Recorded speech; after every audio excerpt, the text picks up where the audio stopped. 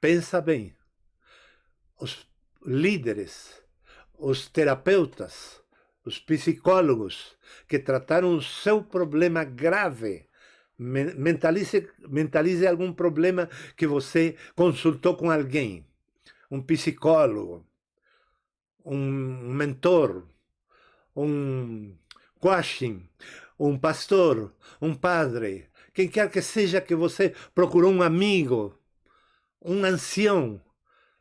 Pensa bem, como foi a estrutura da terapia que ele recomendou ou do conselho que ele lhe deu? Como foi a estrutura?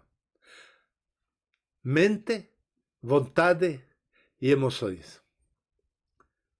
Ou exercitar o seu espírito em comunhão com Deus. Até o padre, até o pastor, que são espirituais, vão lhe aconselhar fazer coisas de acordo à sua mente. Vão lhe aconselhar tratar assuntos do seu gosto, da sua vontade, das suas emoções, dos seus sentimentos e os sentimentos da outra parte. E lidar com coisas de decisões da sua vontade. Sua vontade está caída, suas emoções estão corrompidas, sua mente está depravada, e você, pastor ou padre, diz: use tudo isto que não presta, e com estes 3 elementos que não prestam, você vai ter solução. Não digo que não tenha que usar isso, já disse antes. As funções da alma continuam válidas, mas tem que primeiro ativar o espírito para sujeitar as funções da alma ao espírito. Aí funcionam as coisas.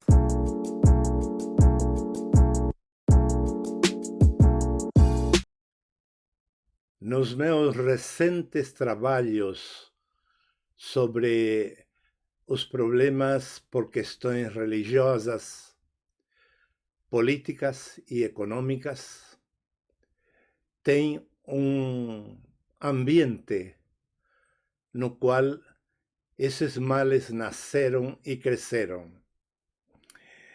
E em muitos casos são males que criaram raízes muito difíceis de ser extirpadas por alguma mão, entre aspas, mágica, que não há. O que eu quero dizer com isto? Que é muito difícil resolver problemas com raízes de calvinismo e arminianismo. E eu não estou interessado em destruir essas duas filosofias. Não. Até a mim mesmo me serve, muitas vezes. Estudando, embora às vezes complicam demais, mas tudo me serve para avivar o fogo que há em mim.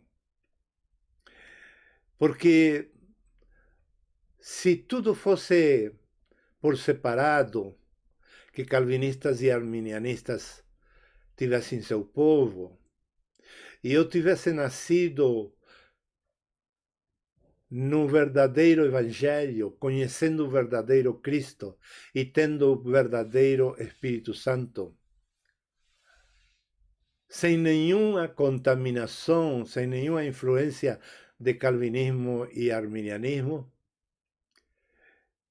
mesmo assim, eu não estaria desligado deles, porque não vivo numa ilha, não nasci numa ilha, não estou separado deles em toda a minha vida, nem eles de mim. Muitos são os que já me ouviram pregar com muita ênfase verdades tremendas da palavra de Deus dentro da Bíblia, desde o ano 1980, aqui no Brasil. Muitíssima gente já me ouviu ou já me leu. E eu também, muitíssimas vezes já li e ouvi calvinistas e arminianistas. Eu também aprendo com eles. Tem coisas boas. Mas é como que se você quer ir para, vamos supor, você quer ir a Portugal. Você tem o sonho de conhecer Portugal. Dito seja de passo, eu também. Se alguém me pagar o avião, eu vou. Tenho muita vontade de conhecer Portugal, sim. E até de ficar lá. Você quer ir a Portugal. E alguém diz, eu vou te ajudar. E traz um mapa de como sair do Brasil, com que avião, onde vai fazer escala, depois de cruzar o oceano, o mar, onde vai decolar, depois as escalas na Europa. Tudo errado. E vai te desenhando até você chegar à Itália. Quando você esteja no caminho, enganado ou enganada, pensando que está indo para Portugal, em algum momento, pode, talvez até depois do mar, de atravessar o mar, você ainda esteja tranquilo ou tranquila. Mas depois, quando começa a voar em cima da Europa, eu creio que você, em algum momento, segundo o aeroporto onde você desce para descansar uns minutos e dá uma olhada e vê letreiros e lê coisas, eu imagino que em algum momento você que está sendo levado por um caminho errado porque foi ensinado mal o itinerário, vai se preocupar, se assustar, vai fazer um alarde, um alarme assim muito estridente e pedir para alguém que te ajude porque você ficou desesperada ou desesperado naquele momento. Agora, eu fiz essa viagem equivocada até o fim, mas pelo calvinismo e o arminianismo. E quando eu cheguei no final, eu me dou conta que eu tinha tudo, mas não tinha o Cristo, não tinha o Evangelho verdadeiro, não tinha o Espírito Santo. Tudo era teórico, tudo era sofisticado e um labirinto de conhecimentos. A minha experiência foi muito forte. Mesmo que desde muito criança eu já tinha uma tendência a buscar a verdade, e busquei a verdade de diferentes maneiras. Sempre fui muito aberto para ouvir as pessoas, estar atento, a me dedicar a ouvir as pessoas, a ler livros, a prestar atenção extrema em todos os eventos da vida, eventos na minha vida e na vida dos outros. Eu me sentava horas e horas observando, lendo, pensando, meditando, ouvindo e refletindo, orando, pedindo ao Senhor iluminação, me deixando corrigir pelo Espírito Santo. Mas, de qualquer maneira, até o ano 83, eu nasci no 52, no 83, só aí foi que eu comecei a ver que estava tudo errado na minha vida. Foram quase 30 anos, 29 anos. 29 anos que eu, se me pusesse em contra de algo ou de alguém, estava brigando no mesmo patamar que os outros. Um enganado e o outro enganado. No mesmo nível de enganos, no mesmo nível de fantasia, de religiosidade, de complicar Cristo, tirando-o da simplicidade que Paulo fala em 2 Coríntios capítulo 12, do 1 ao 3.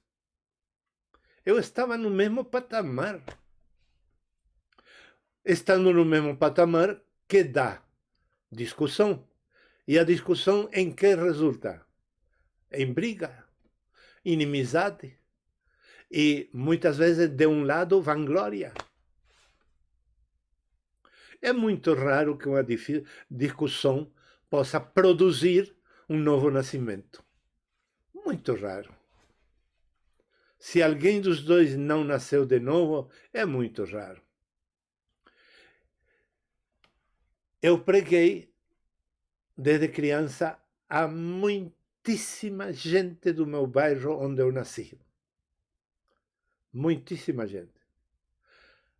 A semana passada faleceu uma mulher, Joana Marques. Para essa mulher, que faleceu, creio que com 87 anos, me disseram, não estou bem lembrado, para essa mulher, eu passei horas e horas e horas pregando o evangelho arminiano. E assim como um filho dela, que dizem que mora em Posadas, Misiones, na Argentina, e que é comissário delegado de polícia, que é também um servo de Deus agora, segundo a notícia que eu tenho, ele também foi pregado por mim. Então, isso prova de que dentro do calvinismo e do arminianismo tem muito de Deus ainda. O problema deles é que eles complicam. Eles, para te levar a Cristo, eles dizem por aqui, por aqui, por aqui, vai, vai, vai, tu me segue. E não chega nunca, mas um dia chega. Monte de gente na minha cidade natal, hoje são cristãos, e que eu preguei quando eu era criança. Arminiano. Então, é uma bênção para mim eu saber de tudo isso. Para mim, me enche de alegria. Porque eram os tempos em que eu não tinha visão do plano eterno de Deus. E assim mesmo muita gente foi salva. Muitíssima. Uma vez eu chego na igreja onde eu tinha nascido. Depois de muitos anos eu fui visitar a igreja com minha mãe ainda viva. De repente eu vejo uma menina lá, que também eu tinha pregado a vida toda a ela. Preguei muitíssimo. Estava lá servindo ao Senhor. Eu fiquei tão feliz. E tantos outros que eu soube. Uma mulher que eu profetizei sobre a vida dela sem saber que estava profetizando, mas eu, 14 anos, tinha convicção da minha fé. E eu disse para ela, a senhora vai ser crente ainda e vai servir a Deus, e comecei a profetizar. E me conta a filha que ela serviu ao Senhor até falecer. Por 8 anos serviu a Jesus. Então, eu tenho muito amor e carinho para com os meus irmãos calvinistas e arminianos. Eu respeito muito a todos eles. Tanto que eu lanço este trabalho para ajudar a pastores denominacionais. Mas eu quero dizer para vocês agora que quando eu falei das diferenças religiosas como um dos principais problemas, ocasionador de problemas nos lares e nas igrejas. Principalmente eu abordei bastante esse tema, e quando eu mencionei que logo vou gravar sobre as diferenças econômicas, que é outro fator muito preponderante na criação ou provocação ou geração de problemas e conflitos nas famílias e nas igrejas, e também falei de diferenças políticas, que também é um fator drástico na geração de problemas nas famílias e nas igrejas. Eu não disse uma coisa que agora, nesta gravação, eu vou dizer, que é a base. A base deste meu trabalho é cristã, estritamente cristã. Veja que eu vou dizer só cristão, mais nada. A minha base é cristã. Por isso que quando alguém me perguntou, eu sendo espírita posso fazer o curso? Ou posso ouvir seus vídeos e seguir seus ensinos? Eu disse, sim, pode. Pode. Sempre que não misture o Espírito Santo com outros espíritos. Foi a receita que eu dei. Simples. E sempre, naturalmente, que creia em Cristo.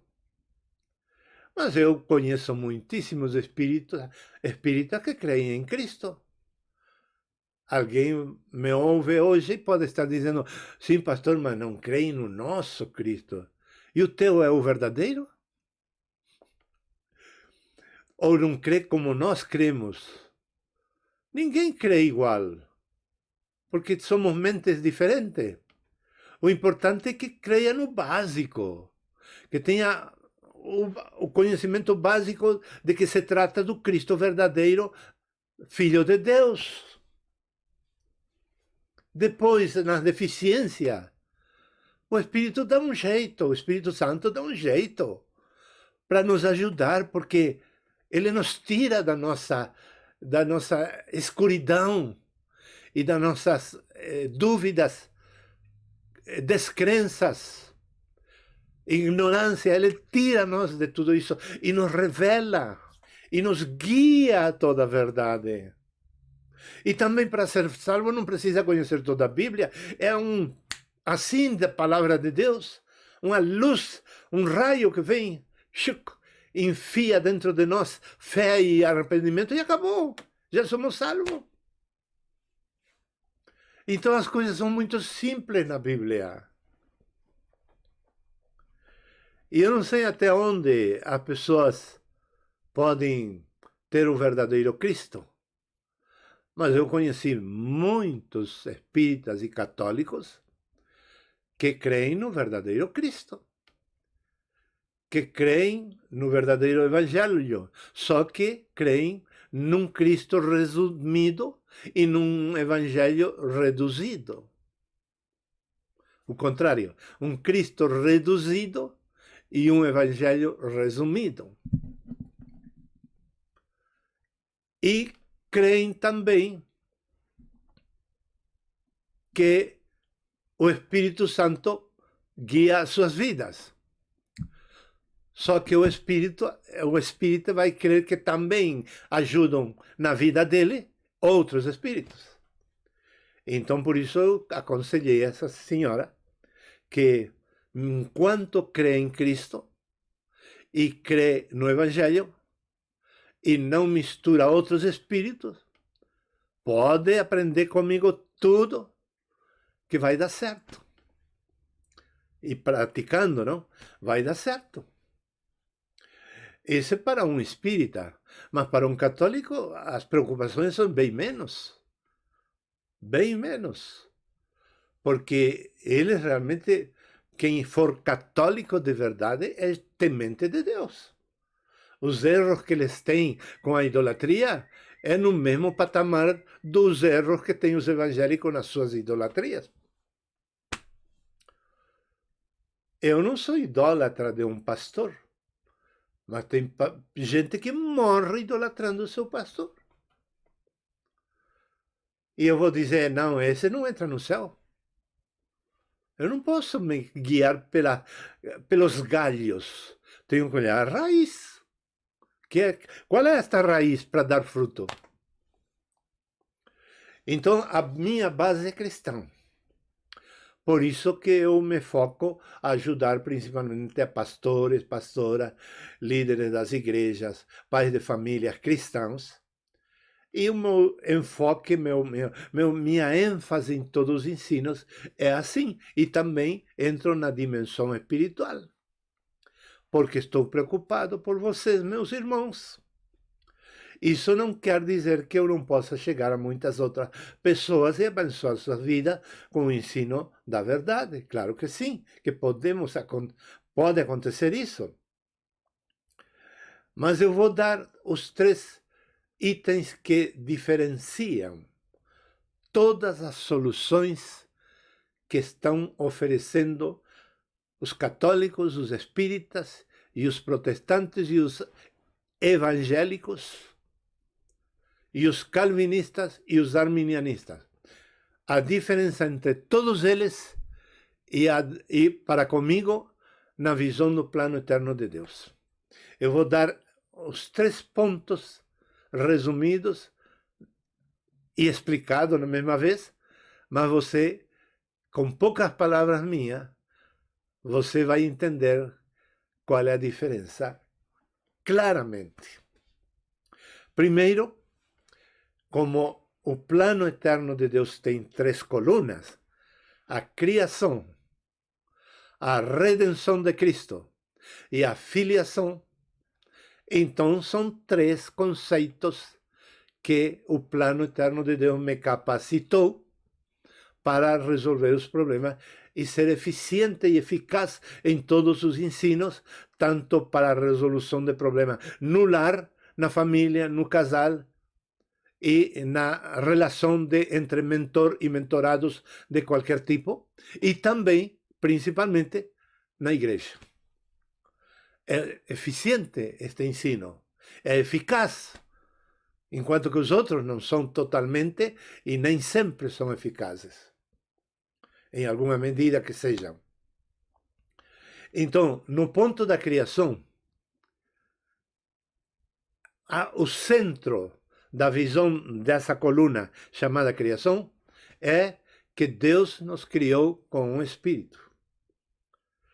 Todos os demais que eu falei, catolicismo, protestantismo, evangélicos, espíritas, todos eles se baseiam muito na alma humana, que é mente, vontade e emoções.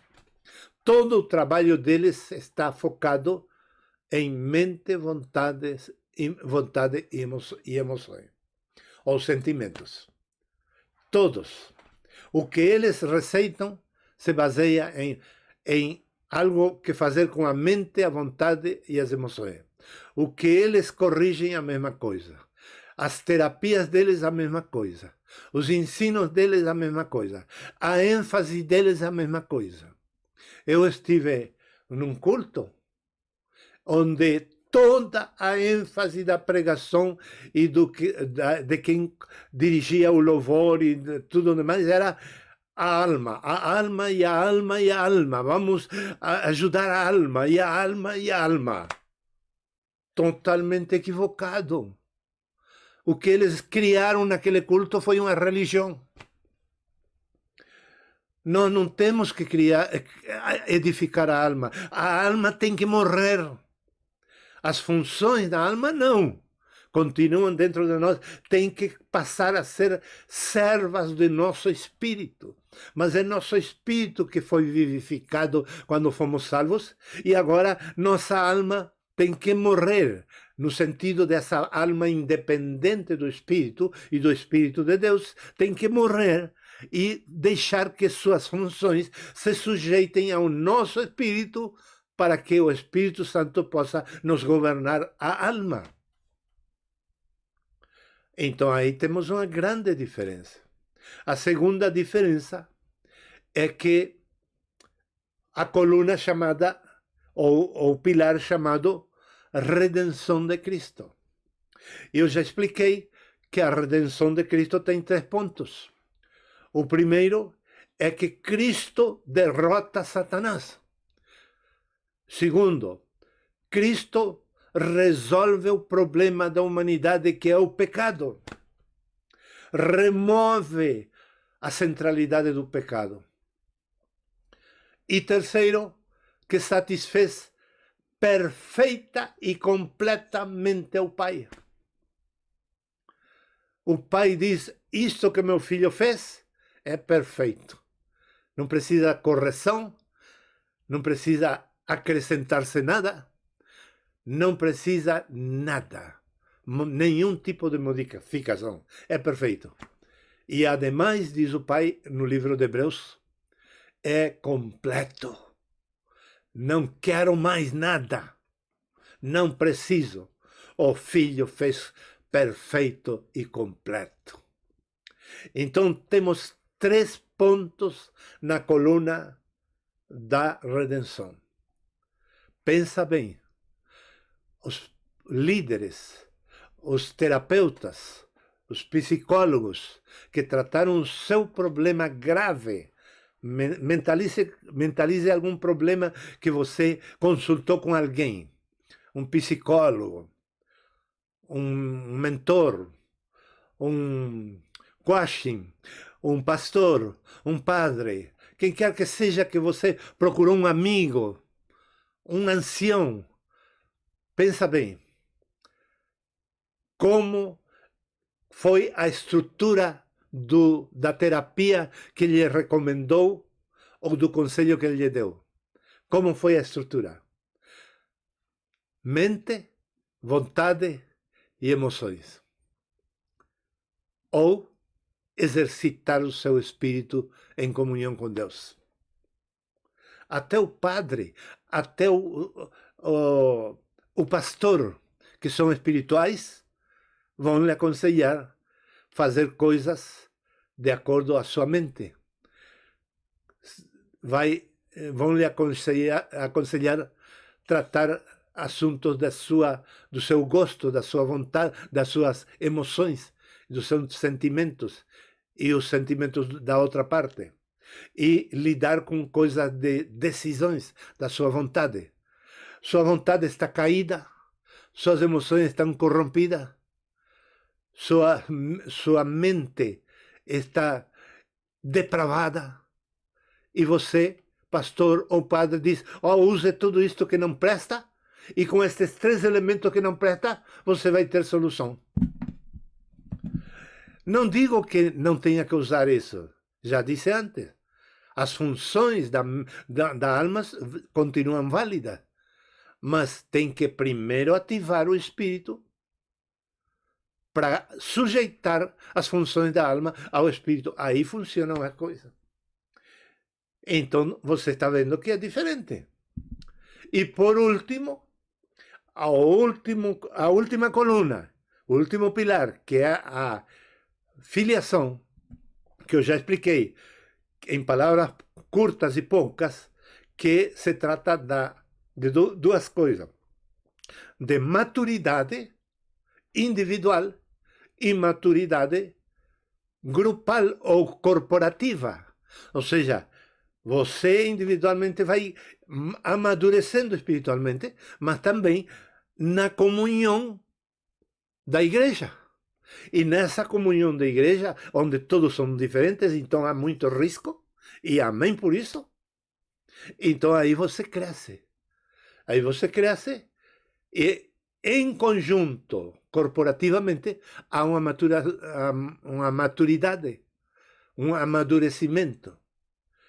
Então, você vai enfrentar os problemas e conflitos na sua casa e na sua igreja, usando o espírito, exercitando esse espírito, tendo em conta que o pecado foi removido, que o diabo já está aplastado, esmagado debaixo dos pés do corpo de Cristo, que somos nós, e que o Pai está satisfeito com o sacrifício que Cristo já fez por esse problema e esse conflito. E ainda mais, você vai congregar e vai ter comunhão com os irmãos e vai suportar os conflitos que há dentro da igreja e vai louvar a Deus por isso, vai se consagrar, vai viver a vida da igreja com intensidade, com devoção e piedade mesmo, porque você quer ter autoridade sobre os conflitos e problemas na sua casa e na sua igreja. E é assim que você individualmente e corporativamente como igreja vai resolver os problemas de famílias e também da sociedade. E como isso é difícil para muita gente, eles preferem ir torto mesmo, com pecado mesmo, ao governo. Ser parte do governo. Eu agora sou deputado. Mas tenho passado por 3 casais, 3 matrimônios. Não estou julgando os que passam por vários matrimônios. Mas ele, em alguma medida, fracassou mais de uma vez. Agora ele vai lá para ser deputado federal para corrigir um país inteiro. Brincadeira, não? Brincadeira. Ou qualquer outro exemplo poderia dar. Então, com esta explicação de hoje, eu espero que você entenda que há uma grande diferença entre a administração das outras visões com as ministrações do plano eterno de Deus. E isto fica gravado para que você, no futuro, tendo a revelação do plano eterno de Deus, você não se elogie por ter uma visão maior que as outras e fique pregando nas igrejas, ensinando por aí, usando os meus esboços e dizendo, eu aprendi assim, eu vou ensinar assim, e você vai inovar, vai melhorar minhas ideias e vai passar bem melhor que eu, amém, por isso, não? Mas vai aqui e lá e ensinar e você se engrandece com tudo isso, mas não pratica. De que vale?